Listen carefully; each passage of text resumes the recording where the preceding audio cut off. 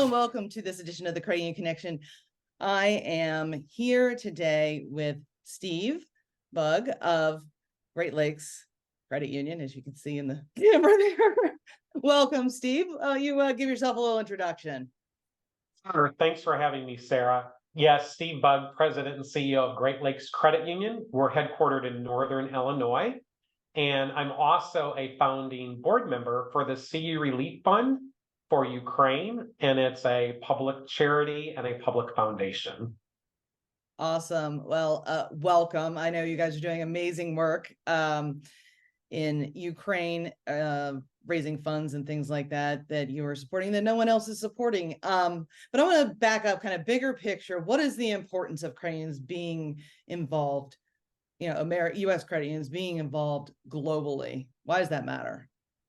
I think that's a great point. And I think there's multiple answers to that question. And one, I think the mission work that credit unions were founded upon and that people helping people philosophy really is about making sure that credit unions support not only locally, regionally, nationally, but internationally, the credit union movement.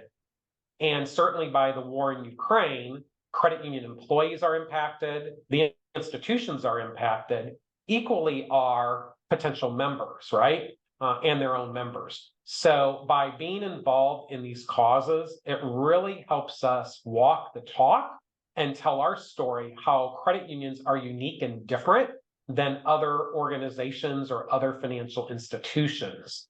I also think that it really helps us dive in and understand the uniquenesses and differences from credit unions and the way they operate in other countries, and how we can learn from one another and support one another, both on that professional side, but also by developing those relationships. I have found out so much about Ukraine and the impact of the war that it's actually had on the credit union movement in Ukraine.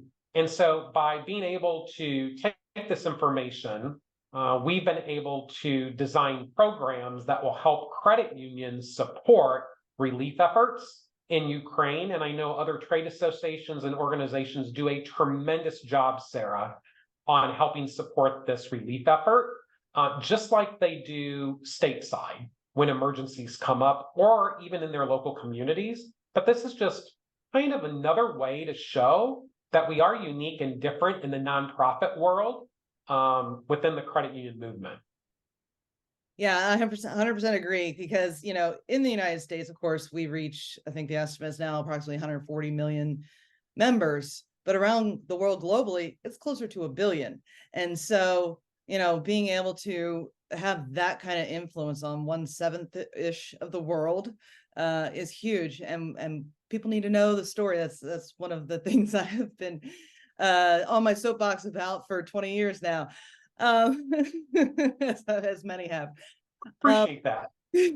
So, why, I'm sorry, tell us a little bit about the impact that you've seen that this war is having on the Ukrainian credit unions and its members. Yes, and in talking to our counterparts in Ukraine, certainly because of the war in a lot of the regions in Ukraine, credit unions had to pause operations. Their employees are impacted, their members are impacted. So the credit union movement has shrunk, and certainly they don't even know where all their members are, right? Many of them have left the country, have went to other regions in Ukraine. So trying to even keep in contact with them and keep them updated on the credit union's operations has just been really a struggle. And then also they want to provide support to their employees and to their members. And it just amazed me when I talked to a CEO of a Ukrainian credit union recently that amongst everything going on, their employees, even though they're personally impacted, are showing up to work, right? They're wanting to serve the members. And he told me stories of how they're taking their credit union services out to their membership because some of them can't make it into the facilities or it's just not safe. Right. And in the middle of our conversation, he said, I've got to go. The air raid sirens are going off and I need to go to shelter, right? And it's just something that I'm certainly not used to. And I'm like, oh my gosh, yes, go. But it's just that impact. And personally and professionally, I didn't realize, that direct impact. Certainly you hear about it in the news, right? You can read it, you can see it, you can stream it these days.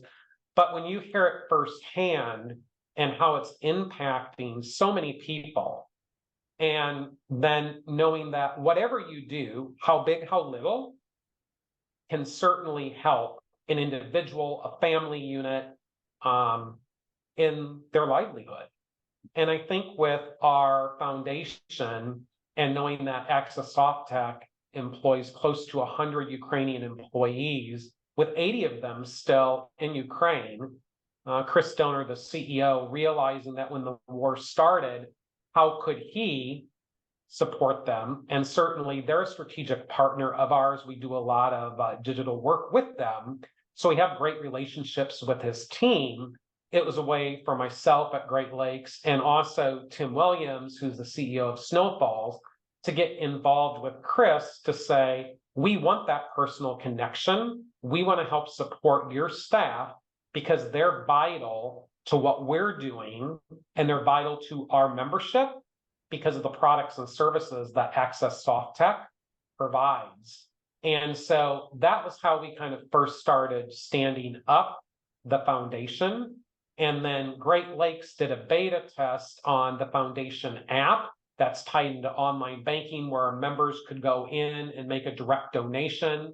So that started in 2022 and then worked through that beta. And then over the last several months, we hired our foundation director who's headquartered in Ukraine. He's Ukrainian. So we have a person on the ground, which is great because he's feeding us that live intelligence that we need. He also stays in contact with the Access Softek employees in Ukraine.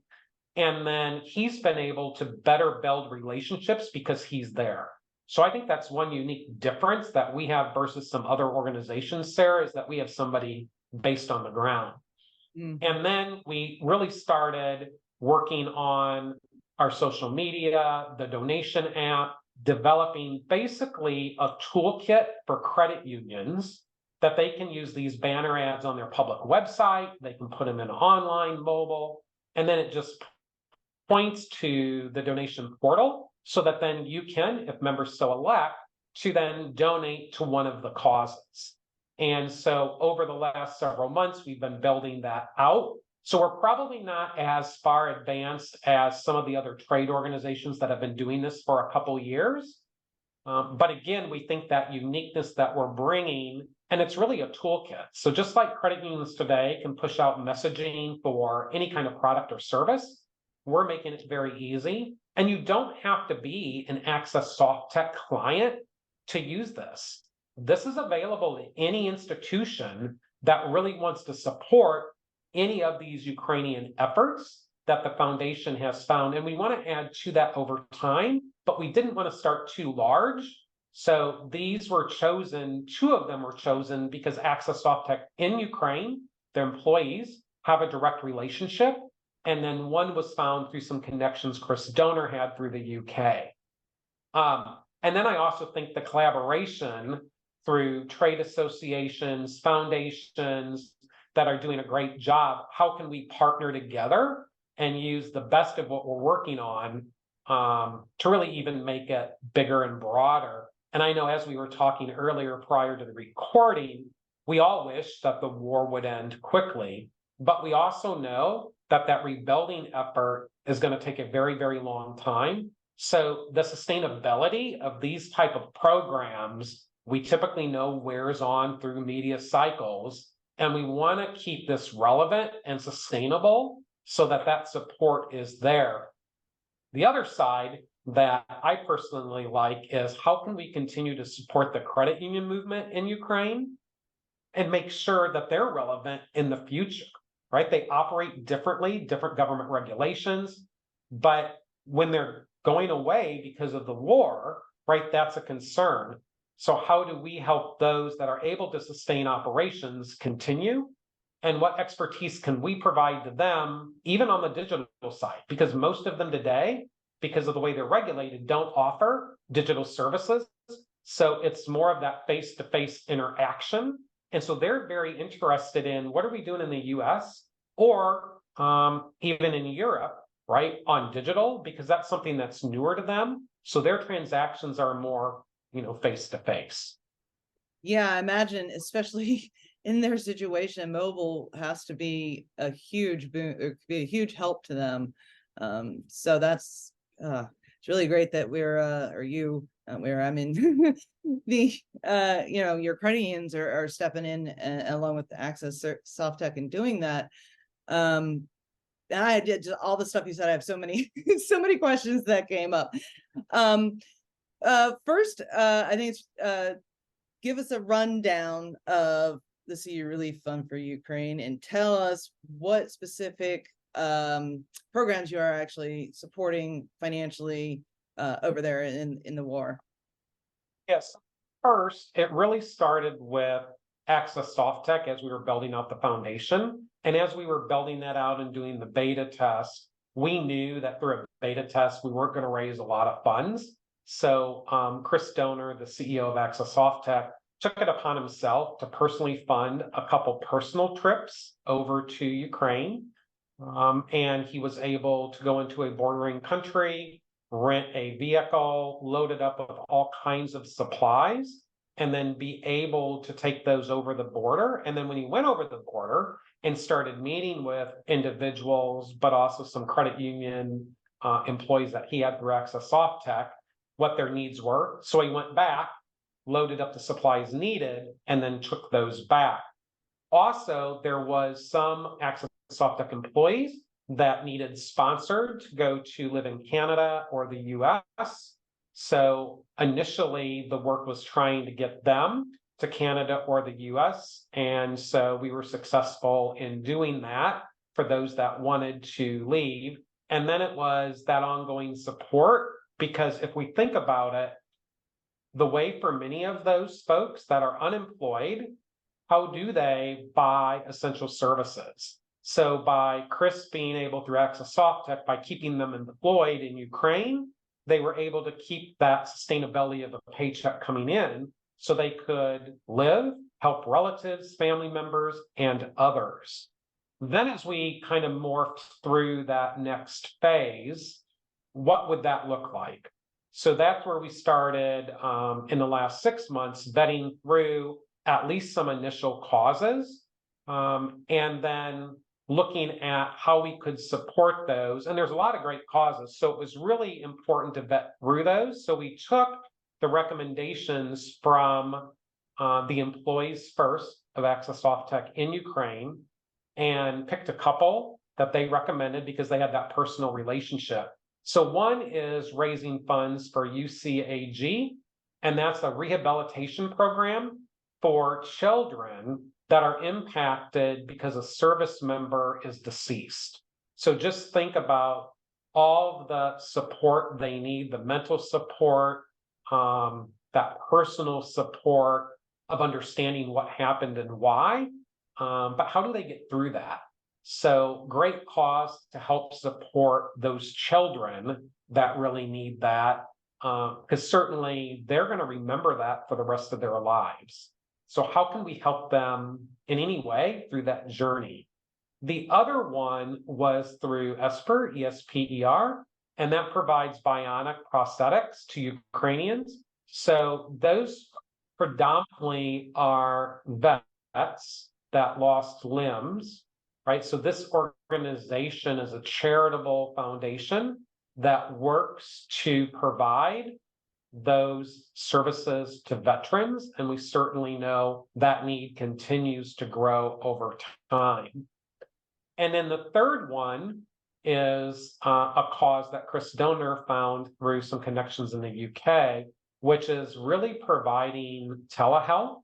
So if we think about it and think, well, there's clinics, there's hospitals, something goes on, they can go there. Well, that's not the case in Ukraine because a lot of them are overburdened with war injuries, or they're just not operating, for the various reasons. So for anybody that's in a most vulnerable category, the GP Now provides that telehealth. So think about telehealth in the US, it's kind of that service, but on steroids in Ukraine.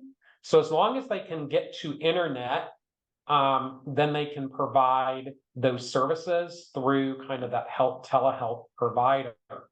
Then kind of the fourth one, which is what GLCU started with at our credit union, was giving members the ability just to donate to relief efforts in general and say, however the money is needed, you divide that up and send it to those worthwhile causes. So we have that ability as well.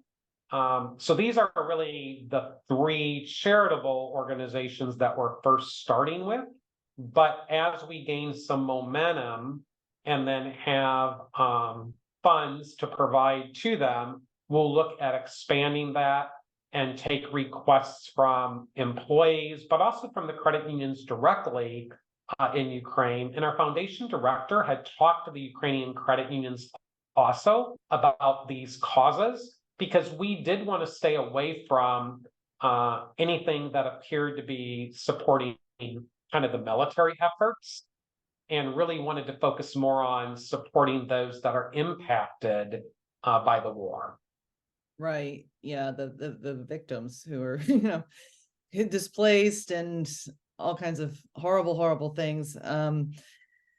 But yeah, I think there's so many things I love about the story that you're sharing. You know, the fact that we're credit union movement is helping people over in Ukraine to support them from the fallout of the war has been tremendous to see, and that we as Americans are sometimes seen as self-centered. And so making sure we're on that world stage and helping people, it does so much for them. But also, I mean, it does help the credit union movement, and that is not necessarily why, you know, the first priority, why you do anything. But it does elevate the brand, the credit union brand, on a national and even global scale. Which of course so many people are like, oh, we're the best kept secret, and I'm like, that is the worst thing you could possibly say. Stop it. As a journalist, as a PR person, you know, as in my career, it's like, no, you have to get that story out there. And we were talking earlier about Chris at Access Softek and how he's a little bit shy. So I want to give him a little props because I totally get it too.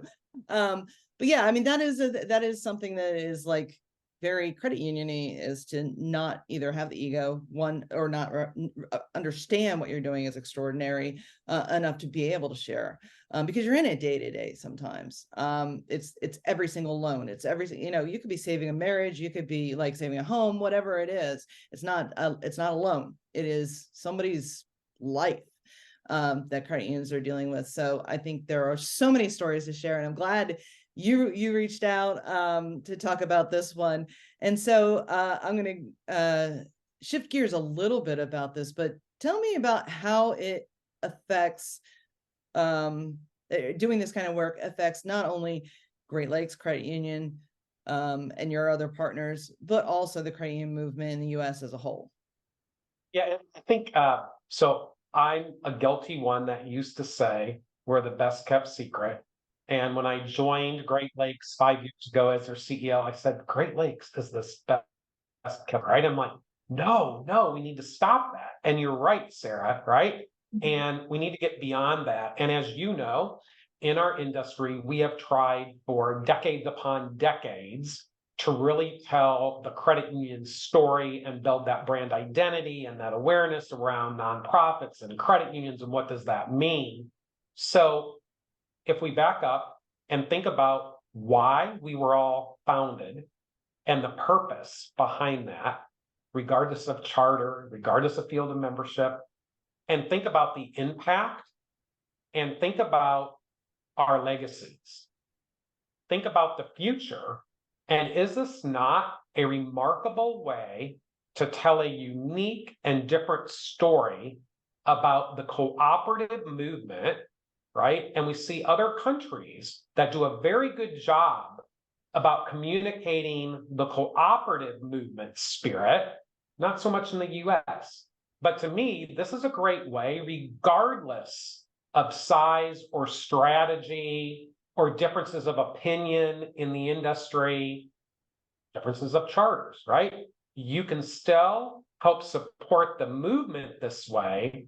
And it's not where you're providing funds for a national campaign. It's where you're telling a unique story to your membership, getting your membership involved. And if you put this information out on your public website, it's also reaching out to the community beyond your membership. So think about the power of the credit unions that we have in the country. So Access Softek has, I believe, a couple hundred credit union clients. But just think about then reaching those, I don't know, 8 million members through those couple hundred institutions. But ratchet that up, Sarah, and say if the thousands of credit unions in the country get behind this, number one, look at the members that will become aware of what not only their credit union is doing, but how the cooperative spirit in the US is alive in the credit union movement, and how we're unique and different than any other financial institution. And it's also an example of living the people helping people philosophy, right? Regardless of size. And it's a great way to do that. So I'm a firm believer, and our institution's a firm believer in that cooperative spirit.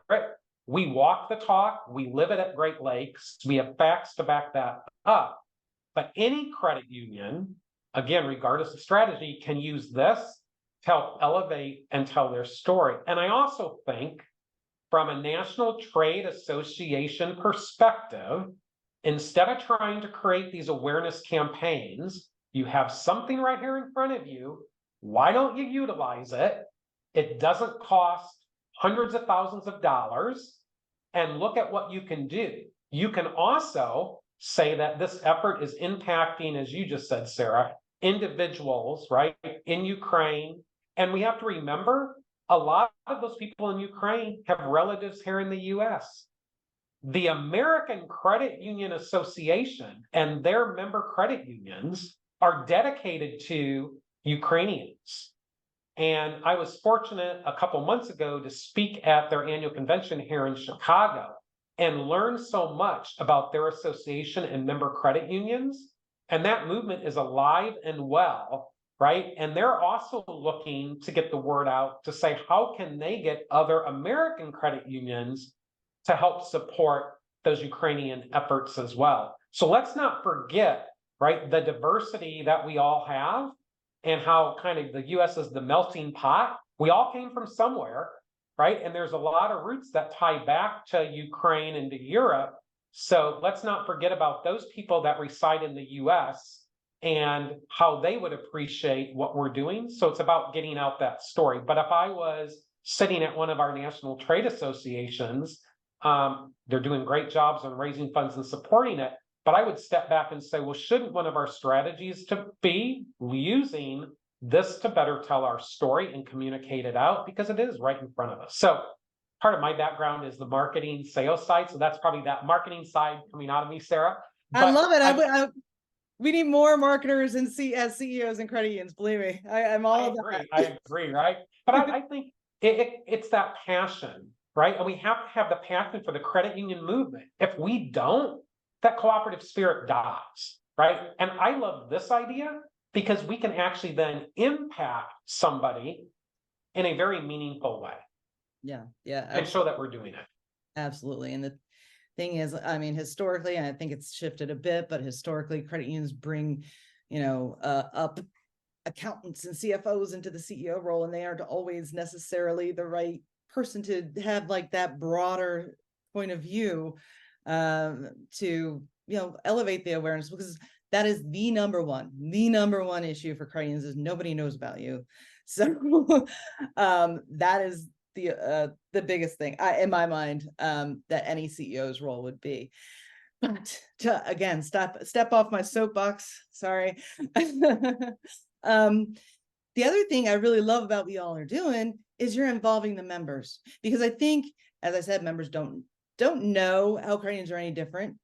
Consumers don't know what a credit union is. I've heard that story a million times from other people until you step into the credit union industry by accident, and that's what you do with dog do, not something that's awesome, right? So you, I want us to be the employers of choice as well as the financial institution of choice. And by involving the members, you're making it more about the movement again. Because I feel like that movement, the true definition, the true grassroots, it's waning a bit. We talk about grassroots in DC and things, but it's typically credit union board members, credit union, CEOs, executives going to hike the hills, going to GAC and stuff like that. But if we could get the members actually involved more, and one, it helps, of course, the appearance of credit unions, and that's not just appearance, it's there's a foundation behind that, but also helps get that member ownership, that I'm a part of something, that, and that's when you create emotional connection and members give a damn and you have a movement. But I kind of said a lot there. You can respond. Yeah, so I like what you said, and I kind of sum that up. It's cause-related marketing, and data and research tells us on the marketing side that cause-related marketing really generates a lot of interest with the younger demographics that we're really trying to attract to the credit union movement, both on the employee side, equally on the member side.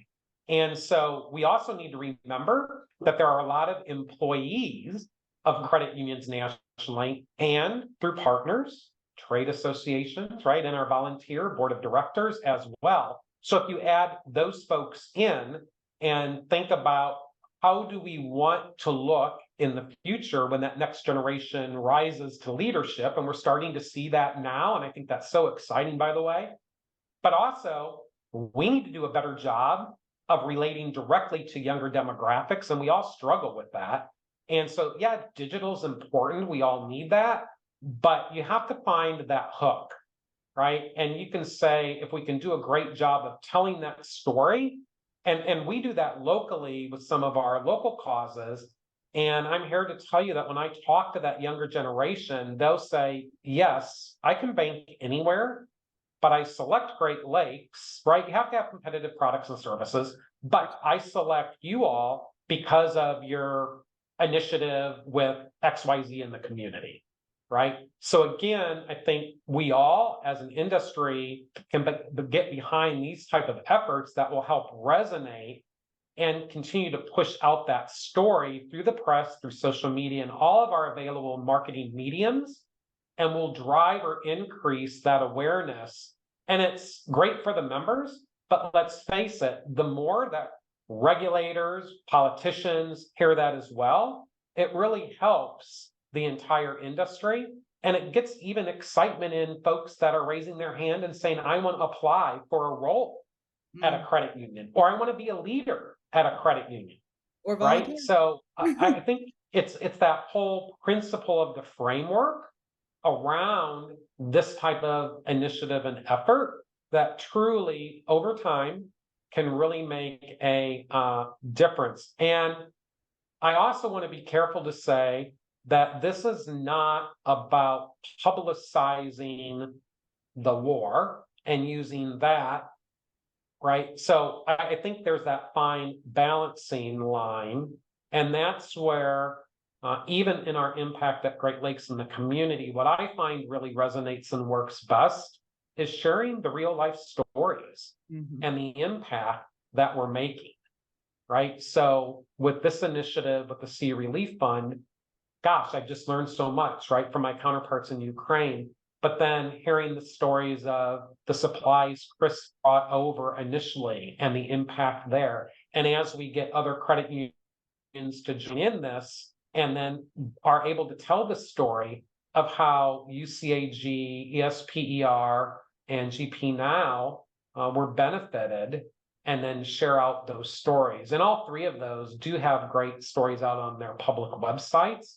But I think for us saying we had a direct impact and being able to show that and share that over time when we have those results, but also taking the results of what other foundations and our trade associations are doing as well, right? So you hear about the movement of, okay, we have these initiatives and efforts, which is great, but let's start sharing the real impact and how we are making that difference. And I think that's the true story. And that's really the meaning of why credit unions were founded and that whole cooperative spirit driving us forward in the future. Yeah. So my on my consulting side of things, one of the things I always tell my clients is your brand, your story is a collection of your clients' stories. You know, it is showing, not just telling, showing.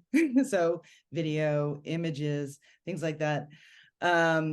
Showing how you're making a difference in the life of, in that case, a credit union, but in your case, you know, the lives of people in the Ukraine, in your members, in your credit union, so many different things there. How do people get involved? So a couple different ways. I think our first focus is to get other credit unions on board and use the package program that we have available. There is no cost for other credit unions. It could even be partners of credit unions. It could be trade associations, right? So they can go out to our website. They can look at our social media, the Sea Relief Fund for Ukraine, easy to find. And then we certainly can, if they need that assistance, put them in contact with the team at Softek that would help provide them the banner package, and then also work on getting that pointed to the portal where folks can donate. And then the foundation takes it from there and does the financial reporting, the tax reporting, and then working with those agencies. So really all somebody has to do is contact the Sea Relief Fund for Ukraine, and then we'll get the right people to help work with their marketing team, their IT or IS team. Certainly Chris is available at Softek to help. People can directly message me or email me or Tim at Snowfalls, and we can put anyone in contact with the folks that can help that get done. But that's really the first phase, is standing that up and getting more credit unions to participate. And then through that, getting the messaging out through those credit unions to their members, and then getting their members to donate through the portal. Absolutely. Well, and we'll include all those links in the show notes and the article that'll be sitting next to it. Steve, thank you so much for your time and your service. I really appreciate it. Have a great rest of your day. I appreciate the interest.